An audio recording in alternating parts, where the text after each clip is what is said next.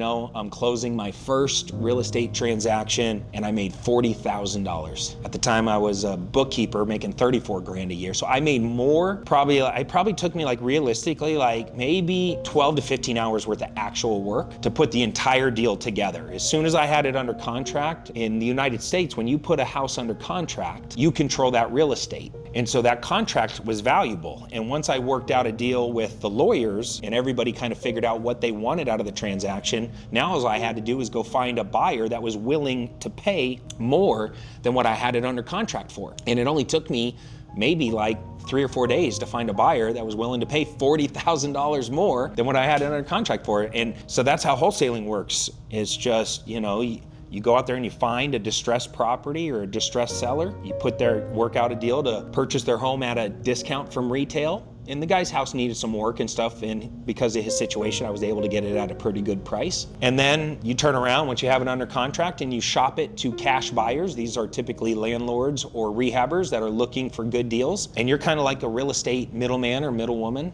And I just played matchmaker between these two parties. And when this buyer used their money to close on that deal, my seller loved it because he was able to get out of his situation. And then I kept the 40 grand in the middle. And Lyle let me keep that whole amount because it was my first big deal. That was our deal. And that 40 grand changed my life. It was like all that pain, all that sacrifice, all those moments of feeling like I couldn't do it. And maybe real estate's not for me. And maybe you look too young, and just the $30,000 in credit card debt just putting pressure on me every single day. I couldn't even fucking sleep at night. And I knew I could do it again. Kind of like that concept of Roger Bannister running the 4-minute mile. It's like you go from hope to knowing.